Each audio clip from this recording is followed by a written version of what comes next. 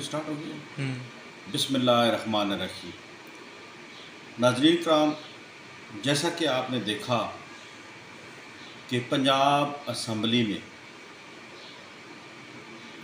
Supreme court के अहकामात के मुताबिक नए वज़ीर आला का इंतखाबात था और इस इंतखाबात के मौके पर डिप्टी स्पीकर दोस्त मज़ारी ने एक रूलिंग दी जिसके तहत मुस्लिम लीग काफ के जो कायद हैं चौधरी शुजात हुसैन, उनके एक हद के मुताबिक उनके 10 मेंबरान के वोट को शुमार नहीं किया गया। नाज़रीन किराम, इंतहाई अफसोस से कहना पड़ता है कि हमारे सियासतदान जिन्होंने तारीख से सबक हासिल नहीं किया और पिछले कई दहाइयों से ये हमारे सियासतदान साबित कर चुके हैं कि इस मुल्क में हकीकी क़यादत का बुरान है। आप अगर देखें पिछले 4 सालों में सियासी महादाराई अरूज पर है। आपको ऐसी सियासी महादाराई शायद पाकिस्तान की तारीख में इससे पहले ना मिली। यूँ तो 90s की में 1990 की दहाई में जो इलेक्शन मामलात चल रहे थे कि कभी मोहतरमा बेनज़ीर भुट्टो, कभी जनाब मोहतरम मियां मोहम्मद नवाज शरीफ साहब बार बार अपनी बारियां खेलते रहे, लेकिन इस कदर मामलात उस वक्त भी बिगड़े नहीं थे। वो सियासी जंग के तौर पर उस वक्त भी अरूज पर थी, लेकिन ज़ातियात पर मामलात कभी नहीं गए। लेकिन गुज़िश्ता 4 सालों में मुल्क के अंदर सियासी बुरान, ख़ास तौर पर अब जो पिछले 4-5 माह में है, इससे मुल्क को शदीद नुकसान हो रहा है। अगर वापस हम आए कि पंजाब असम्बली का जो इलेक्शन था वो अपोजिशन की दरख्वास्त पर supreme court, honourable supreme court ने एक फ़ैसला दिया कि जो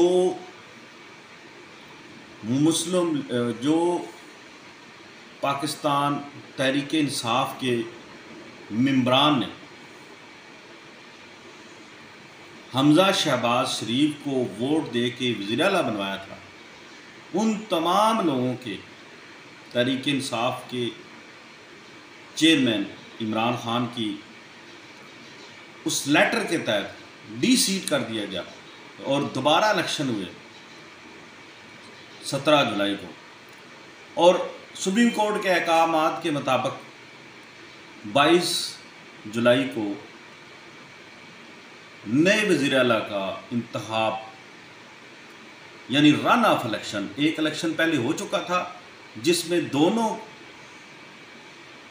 तरफ से मतलूबा वोट जो 186 थे वो पोल नहीं हुए, उनके पास मतलूबा अक्सरियत नहीं थी।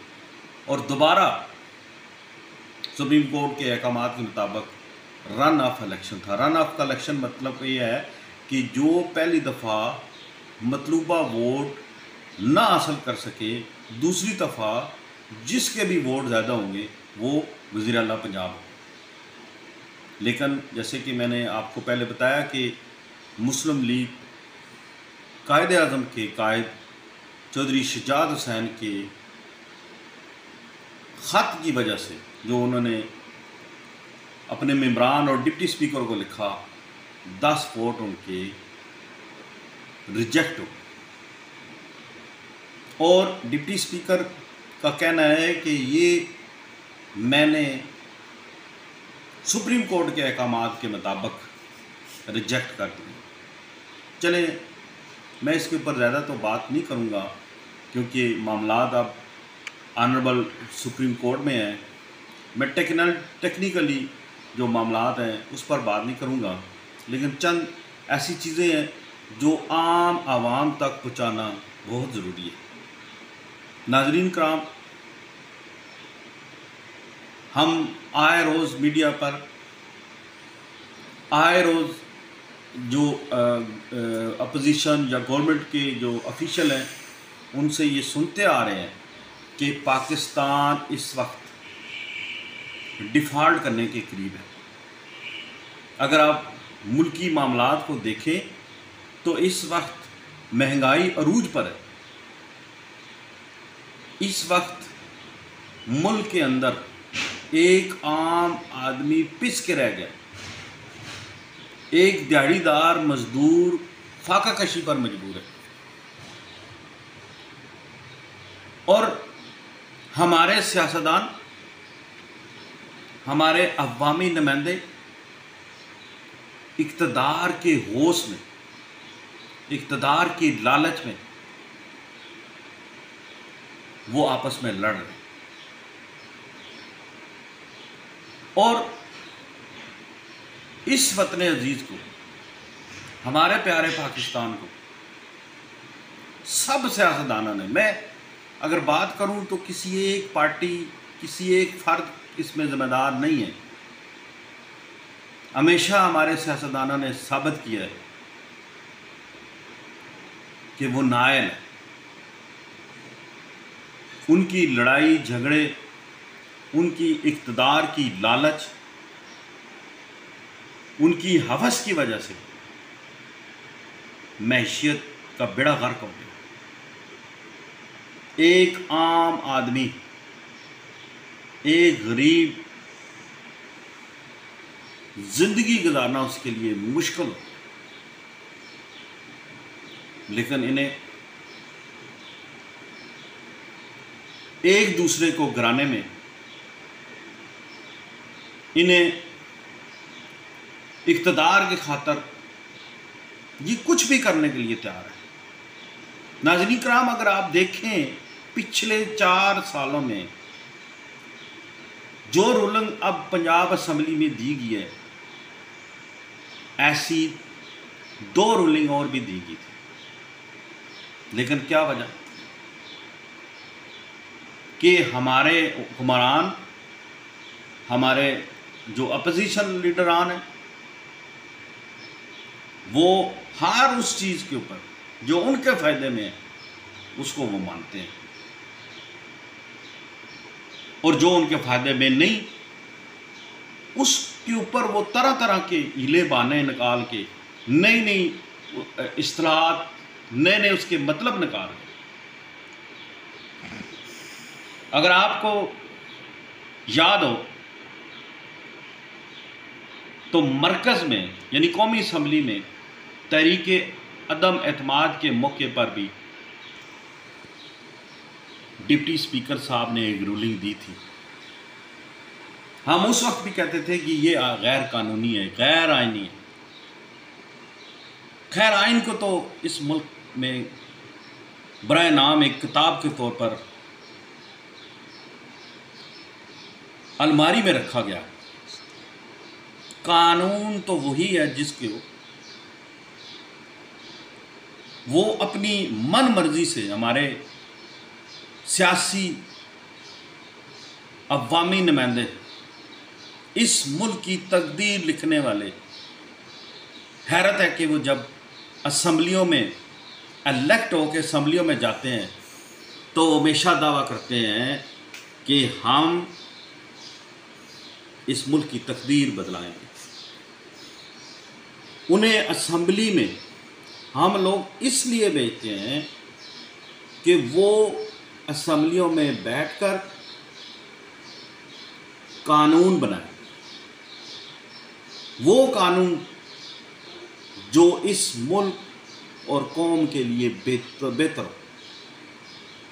लेकिन हैरत है कि ऐसे जो आइन है उसके ऊपर वो अमल दरामद नहीं करते। नया कानून उन्होंने खाक बनाना है, सवाए इख्तिदार की उनकी कोई मंजिल ही नहीं है। खुदारा कोई आवाम का भी सोचें। आवाम की बस हो गई है, आवाम के अंदर इससे ज़्यादा अब ताकत नहीं रही आपके खोखले नारे सुनने के लिए। एक दिन कौमी असम्बली में ऐसा तमाशा लगा होता है, दूसरे दिन एक सेनेट में ऐसा तमाशा लगा हुआ। आपने देखा होगा कि सेनेट में यूसुफ रज़ा गिलानी के इलेक्शन में 7 वोटों को रिजेक्ट कर दिया गया और उनके 49 वोट थे और जो 49 वाला वो हार गया और जो इससे कम वाला थे जनाब सादक सिंधानी साहब, वो आज भी बैठे हुए हैं। और उस वक्त आज की जो अपोजिशन है ये हुकूमत में थी और जनाब वो शादाने बजा रहे थे खुशी से। ये दुनिया गोल है। आज अगर किसी के लिए आप गलत सोचेंगे तो आप मत समझें कि आप भी उससे बच निकलेंगे। एक दिन आपने भी उसी गड्ढे में आना है। लेकिन चूंकि अब ये मामला सुप्रीम कोर्ट में है, सुप्रीम कोर्ट बेहतर फैसला करेगी, इसकी बेहतर तशरीह करेगी कि आया कि पार्लिमानी लीडर इसका हकदार है, आया कि पार्टी हेड हकदार है। लेकिन कल के लोग वो जो ये कहते थे कि पार्टी हेड जो है वो हकदार है, हालांकि आइन में इसकी वजाहत मौजूद है। हमने उस वक्त भी इख्तलाफ किया था इस चीज़ के ऊपर कि अगर एक बंदा वोट उसका जब डाला जाए तो उसका वोट एक्सेप्ट होना चाहिए, उसके बाद अदालतें, कानून, आपका इलेक्शन कमीशन मौजूद है। लेकिन हुक्मरानों ने, सियासतदानों ने सच पूछे तो इस मुल्क को एक खेल का मैदान समझा हुआ है। रूप बदल के, रंग बदल के, कभी एक आ जाता है, कभी दूसरा आ जाता है। मेरे भाई, इसमें कौम का क्या कसूर है जो आज पेट्रोल महंगा होने के बाद, गैस बिजली महंगा होने के बाद, आम अशिया महंगी होने के बाद, अद्वियात महंगी होने के बाद आपको पता है कि कैसी जिंदगी गुजार रहे हैं? आपको इस चीज का अंदाजा है? बहुत सारे ऐसे लोग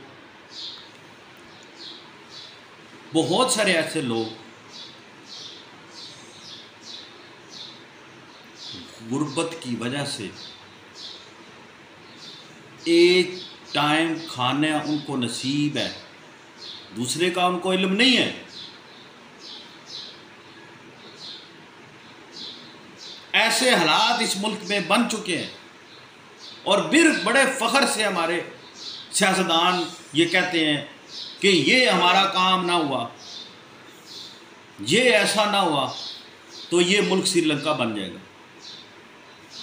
खुदा का खौफ करें,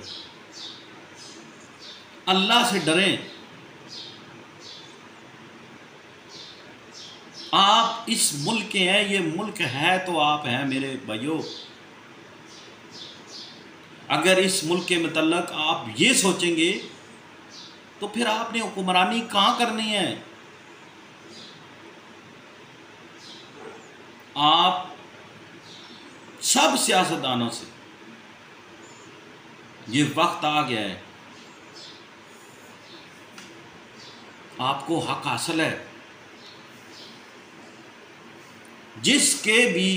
जिस असम्बली में वोट ज़्यादा है उसको हुक्मरानी का, उसको हुकूमत का हक हासिल है, इसमें कोई दूसरी राय नहीं है। और एक अच्छा हुआ इस मुल्क में एक ट्रेंड चला है नोटाक्रेसी का, लेकिन ये पहली दफ़ा ट्रेंड नहीं चला भाइयों। इससे पहले भी कानून भी मौजूद था, असम्बलियों में इससे पहले भी ये वाक़यात होते रहे हैं, लेकिन क्या फ़ायदा उसका जब एक किसी का फ़ायदा होता है तो वो वावेला करता है, वो शोर मचाता है कि देखें ये मेरा नुकसान हो रहा है, इस तरह ये अगर मेरी पार्टी के चंद लोग चले जाएंगे, और वो उसको कैश करवाता है अवाम तक। लेकिन अगर उसको दूसरी तरफ से वोट पड़ रहे हों तो फिर वो उसी कानून को, उसकी तशरीह अपनी मर्जी से करता है। इसी इलेक्शन में आप देखें कि मुस्लिम लीग के भी बहुत सारे लोग जिनको अप्रोच किया गया बकौल मीडिया के, और एक आध तो ऐसे थे जिन्होंने रिज़ाइन भी दे दिया, और रिज़ाइन भी आप देखें जो उम्मीदवार थे सीएम के उनके साथ खड़े होकर दिया उन्होंने। तो जब तक हमारे सियासतदान खुद फैसला नहीं करते, खुद इसके ऊपर अमल दरामद नहीं करते, खुद खड़े नहीं होते अपने पांव पर, जब तक अपने फायदे के लिए गलत तशरीह करते रहेंगे आइन की, कानून की, और इस कौम के साथ, इस मुल्क के साथ मजाक करते रहेंगे, कभी इस मुल्क में स्टेबिलिटी नहीं आ सकती। जब तक आपके मुल्क के हालात ठीक नहीं होंगे उस वक्त तक ना आपकी इकानमी ठीक हो सकती है और ना इस मुल्क की तकदीर बदल सकती है। ये कहने में तो बहुत आसान है कि हम गैरतमंद कौम है, ये कहने में तो बहुत आसान है कि हम आज़ाद हैं, मुल्क हैं, कहने की हद तक बहुत आसान है। लेकिन जब हम IMF से कर्ज लेते हैं तो उनकी मर्जी के मुताबिक बिजली को महंगा करते हैं, गैस महंगी करते हैं, पेट्रोल महंगा करते हैं। वो आज़ादी दावों के ऊपर नहीं होगी मेरे भाइयों। हमें हकीकी आज़ादी के लिए, इस मुल्क को, कौम को संवारने के लिए हर अवाम को, मैं तमाम दोस्तों भाइयों, उससे सबसे बेहतरीन कि हमारे सियासतदान इक़्तिदार से बाहर निकलें, एक दूसरे को तस्लीम करें, ज़ातियात की जंग से बाहर आएं, मुल्क की सोचें, कौम की सोचें, इस मुल्क के गरीबों की सोचें। आज ये बहुत ज़्यादा अरसा नहीं हुआ कि 20 लोग 20 सीट हो गए, 20 लोग पंजाब असम्बली के 20 सीट हुए, दोबारा इलेक्शन हुआ, इसको ज़्यादा अरसा नहीं हुआ। और सुप्रीम कोर्ट ऑफ पाकिस्तान ने नोटाक्रेसी के ख़िलाफ़ जो फैसला दिया था, बड़ा खुशाइंद फैसला है। सिर्फ ज़रूरत इस चीज़ की है, मनवन अमल दरामद की। ये नहीं कि एक पार्टी के फ़ायदे में है तो वो अपनी मर्ज़ी से तशरीह करे और दूसरे में है तो वो अपनी मर्ज़ी से करे। इसमें कोई किसी की हार जीत नहीं है। सियासी लोग आज नहीं तो कल, 1.5 साल बाद दोबारा इक़्तिदार में आ जाएंगे, लेकिन मुल्क को नुकसान हो रहा है, आवाम का, गरीबों का नुकसान हो रहा है। और उम्मीद करते हैं कि माजी की तरह अब वो ज़माना नहीं रहा जब चीज़ें कमरों में बंद मामलात डील होती थी। अब ज़माना, दुनिया बदल गई है। हमें भी बदलना चाहिए, हमारे सियासतदानों को भी बदलना चाहिए।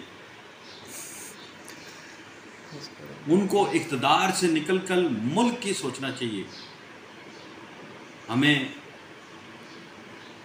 मुल्क को इस बुरहान से निकालने के लिए तमाम सियासी जमातों की जिम्मेदारी है। किसी एक हुकूमत या किसी अपोजिशन की बात नहीं कर रहा। तो उम्मीद करते हैं कि इंशाअल्लाह आने वाला वक्त इस मुल्क के लिए अच्छा हो और हमारे सियासतदानों को माजी से सबक सीखना चाहिए, एक दूसरे को बर्दाश्त करना चाहिए। आइन और कानून की हुक्मरानी इस मुल्क में होनी चाहिए। जब तक ये नहीं होगी इस मुल्क के हालात नहीं बदल सकते।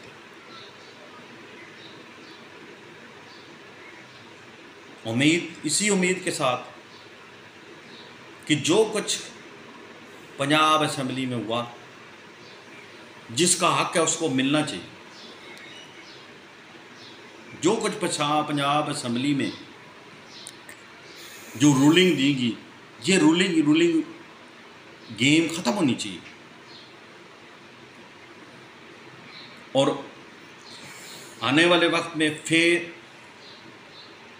इलेक्शन हो, जिसका हक बनता है वो इस मुल्क का बागडोर संभाले और इस मुल्क के लिए कुछ करे।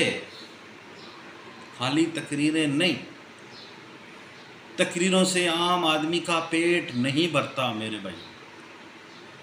आम आदमी को इससे कोई लेन देन नहीं।